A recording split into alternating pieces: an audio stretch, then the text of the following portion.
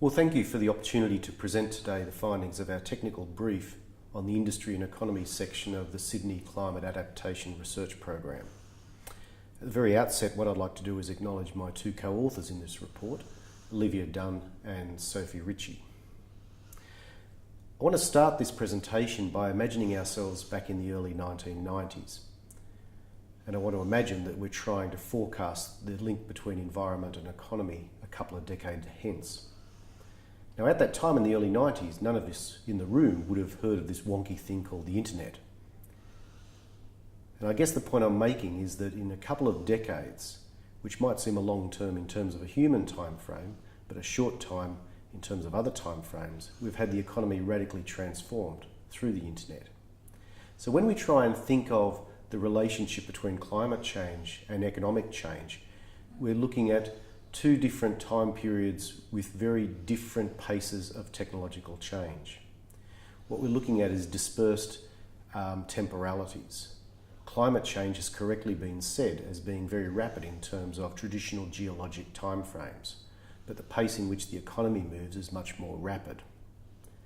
And complicating this further is that the economy moves in ways that are subject to human feedback loops. So what we see is not just the fact that technology can change, but government actions can either slow or accelerate that pace of change. Now, I don't need to tell you that that's certainly been the case with climate change policy. Just in a very short period of 4 years, we've seen the federal government attempt to implement an emissions trading scheme, then abandon that agenda, then after the 2010 election, implement a carbon tax with a proposed emissions trading scheme to follow, and then after the 2013 agenda, the new government now proposing legislation to abandon the move towards a carbon tax and in fact to not have an emissions trading scheme at all as a replacement. So to try and forecast the future based on just the past 4 years of policy in the climate change area is very difficult. So what do we do? Do we try and do we just throw up our hands and give up? Do we say that it's too hard to forecast the sort of citywide links between economy and industry and climate change? Well, no. I think what we have is a series of templates and examples in other cities around the world that provide us with a line of thinking and approach to these issues. And I think through focusing on those issues, what we can do is think strategically about the potential role for government policy at the state level to try and position Sydney best in terms of prospective climate change into the next few decades, even notwithstanding all the uncertainty we might have in terms of technology and government action. If I can summarise the way that international thinking is progressing, what it seems to suggest is that we first need to understand the economic geography of particular cities. What we need to do is we have to understand the way that cities are positioned with respect to their regional economic hinterlands and the international economy as a whole. Then what we have to do is then work through the prospects and forecasts of climate change, both in terms of temperature and precipitation changes, in terms of extreme weather events, and also perhaps the implications of government action, the impacts of potential policies on the pricing of carbon into the future, and try and assess the way in which those developments might shift the way in which a city is positioned in terms of its regional economic geography, hinterland, and its place in the global economy. So fundamentally, this is a question of a changing economic geography premised around the uncertainties of climate change and human response. In the report that we gave to OEH, we referenced this by way of a paper written in 2011 in the journal Climatic Change. This paper was written by Hunt and Watkus, and it details that 4-point strategy, if you like, establishing the baseline economic geography conditions, looking at climate change, assessing risks, and then proposing adaptation strategies and mainstreaming them into government policy responses, which is the way forward. So let's think through this agenda specifically with regard to Sydney, because as I've described it so far, I guess it's somewhat abstract and it doesn't really link to some of the issues that hard-nosed bureaucrats with day jobs in government policy need to address. So if we think about Sydney in the past 20 years ago and we think of its changing economic geography, I think we can see some relevant shifts in the nature and the composition of the economy here in Sydney, which have got great relevance for climate change. The fundamental shift that's occurred in the past couple of decades has been associated with the liberalisation of the Australian economy, and that has had strongly regionalised effects. What it's done, it's had two effects, if you like. The first is to provide new opportunities for growth in particular sectors of the economy, and in Sydney's case this is predominantly based around finance and business services. Sydney has established certain financial roles in the Asia Pacific and the international economy, and it's also enabled Sydney to position itself as a regional headquarters for many multinationals operating through the Asia Pacific. So that's in the opportunity realm. The liberalisation of the economy has opened up a whole range of industries and jobs in those sectors that have provided a boon to particular parts of Sydney's regional urban infrastructure. The second component of this has been the reshaping of opportunity led by the sort of removal of tariffs and other forms of border restrictions, which has had its strongest impact on manufacturing. And of course, as we know, the manufacturing sector, it's not as sick as some people make out, but it's certainly reduced its relative influence in the Sydney economy and indeed the national economy over the past couple of decades. So the broad agenda of change, the changing economic geography of Sydney as a city in the international economy over the past 2 decades has been twinned to an increase in opportunities in certain functions relating to finance and business services, and a decline in other functions, particularly relating to manufacturing. And I think the challenge in the climate change area is to think through how that series of transformations is going to be impacted by the kind of environmental shifts associated with climate change and the associated government responses. I think it's also fair to say that the past couple of decades of change in Australia have led to Sydney having a particular preeminence in terms of high-order business and economic functions. Now, in the year 2010, according to New South Wales government estimates, Sydney's economy was valued at about $256 billion. That represented about 1/4 of Australia's GDP and about 70% of New South Wales's GDP. So this is an urban economy which by any stretch of the imagination is very powerful, linked into the international economy and the economies of the Asia Pacific in quite complex ways. And we're seeing that in the massive growth that's been registered in successive censuses in employment in sectors such as finance and insurance, information, media and telecommunication, professional, scientific and technical services and the like. Indeed, if we compare Sydney and Melbourne, one of the interesting things for me as an economic geographer is that the employment bases of both those cities are becoming increasingly differentiated.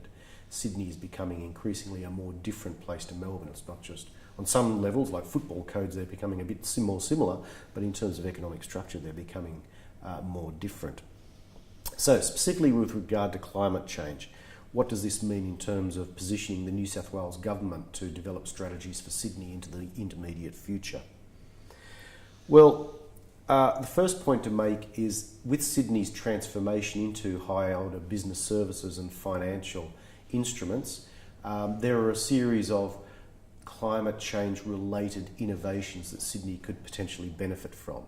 And here I guess I'm specifically talking about mechanisms for the pricing of carbon and emissions trading. Now, of course, I'm fully aware that the Australian government has moved away from that direction, assuming it gets its legislation through the Senate.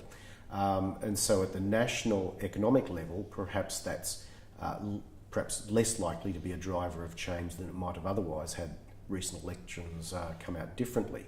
But nevertheless, there is a growing global market for carbon trading. That's obviously the case in the European Union.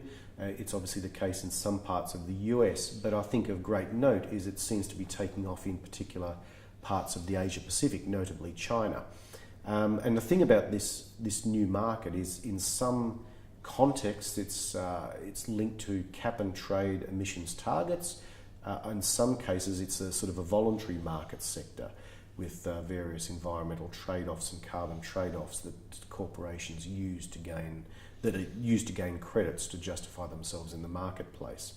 Now, Sydney clearly has a stock of expertise in this area through its large and robust financial sector, and so I think there's great room to move in the future along these lines.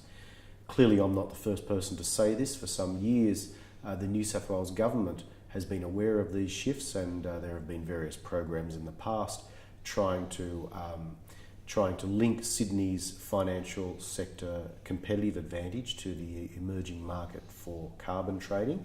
I think it would be, regardless of what's been happening at the federal level in the past 12 months, I still think it would be apposite for New South Wales government to continue thinking about opportunities in this realm. If we move on and we sort of think in terms of some of the other sectors of the Sydney economy, we then come to, I guess, manufacturing. Now, as I said before, manufacturing has been in relative decline at the Sydney level over recent years. That's certainly been a fact. But of course, critical within that overarching pattern of change has been the fact that manufacturing has not just reduced in relative terms, but it's changed its composition quite dramatically. The ABS data tend to suggest that in the past decade or so, average annual manufacturing output has been growing in Australia by about 1.9% per annum. That's relatively slow, as we know, but most importantly, its energy consumption has been growing by only 1.6% per annum. So manufacturing across Australia, and certainly in Sydney, has become less energy intensive. It's shifted from heavy energy kinds of manufacturing sectors into less energy intensive manufacturing activities. Now, this is significant because of the link between climate change and what's going on in energy markets. Again, regardless of the impacts of the carbon tax and whether it's going to be removed through the federal parliament in the next 12 months or so, it's likely one way or another that energy prices will continue to rise in the foreseeable future, unless there's some sort of game changer in terms of renewable technologies. And renewables are very important, and I don't want to make light of their contribution, but it seems to me the case that sort of into the next decade or so, we're probably still going to be hooked into some sort of non-renewable energy source for the vast bulk of the city's economy. So in that light, what we're seeing is a general increase in energy prices, and therefore for manufacturing to retain some form of competitiveness, it's going to have to either move into reduced energy intensiveness or shift into sectors that make use of less energy. And I think there's an important role for the New South Wales government in that respect, either in the form of encouraging greater use of renewables, or in analysing the kinds of manufacturing sectors that might be better placed to compete in an environment of higher energy costs. And I think that one of the remarkable things that was revealed to me in the course of doing this report for OEH was the fact that we have very poor levels of data in terms of energy intensiveness through manufacturing. At the national level, input-output analysis by the ABS gives us some indication of this, but at the sub-national level, at the city level, we don't have very good data at all. We can't really tell you, except in broad terms, how manufacturing is responding to shifts in energy prices. I think with the potential removal of the carbon price, this is an issue of great importance. And if there was one issue that I think the New South Wales government could take some climate change related adaptation research leadership on, I think it's understanding the nexus between energy costs and manufacturing in the Sydney context. I think that would be of great value. I think the third issue that I want to focus on here is agriculture. And I think agriculture is an important issue. It's often sidelined in debates about Sydney, for the very good reason that agriculture is a declining part of the city's economy. As the city has grown, agricultural land has been taken over in the peri-urban parts of Sydney, as we all well know. But climate change poses new prospects for agriculture. It's likely that what we're going to see is some sets of arguments rise in importance in the near future about that link climate change and issues about food, the resilience of the food system, to the need to protect local agricultural production. This can take a number of different forms, I guess. Firstly, a bit like what I said about manufacturing, agricultural and food systems that have great energy inputs because of their long distance transport nodes, or the fact that they require refrigeration or freezing along long food miles. These kind of industries will have their costs increased and their prices increased greater than other forms of agriculture and food production that are less energy reliant. Now, obviously, local food systems, which are less transport dependent, play some role in being more cost competitive in these agendas. The second issue, and I think this is an important one, is the fact that most of the agriculture that's produced in the Sydney Basin, of course, occurs in the Hawkesbury-Nepean River Plains to the west of the city. And I think what we're seeing there is through the climate models, there will be an increased propensity for flooding, perhaps, particularly in the summer months along those areas. And so the assumption that subdividers and developers can grab those former agricultural lands and convert them into housing or industry is potentially more problematic in a context of higher flood risk. So agriculture becomes a residual good use of those lands, particularly along the Nepean Hawkesbury floodplains. So I think within the metropolitan planning process, there are good reasons to link the climate change agenda to the need to protect agriculture. And as I said, in the context of potential greater uncertainty and higher costs on long distance food and agricultural sectors, then I think what we're seeing is some good reasons to try and ensure that agriculture is incorporated within a climate-friendly future for Sydney.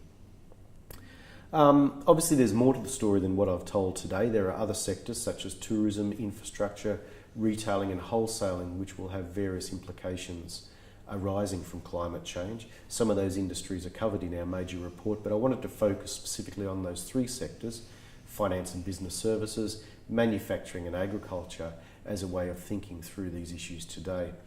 I guess my finishing point is that when we think about these issues, if we come down to the more detailed level, it's very difficult and uncertain to think through the implications of climate change on the city economy. But if we expand that argument and abstract that argument somewhat and think about, in strategic terms, how is the Sydney economy structured currently? Where are the likely impacts of climate change in terms of both changes in weather events and the sort of annual cycle of rain and heat, but also the shifts in things like energy costs that might be associated with climate change? How will that then put pressures for change on the Sydney economy? I think what we have is some sense of a platform to structure the thinking of the New South Wales government into the future in terms of assessing Sydney's economy and planning for a Sydney in the year 2020, the year 2030, that might have a somewhat different climate and might be situated within a world of a different climate than it is now. So thank you very much. As I said earlier, I'm very upset not to be there today. Unfortunately, I'm at a climate change meeting elsewhere. So best wishes to everyone there today. Thank you very much.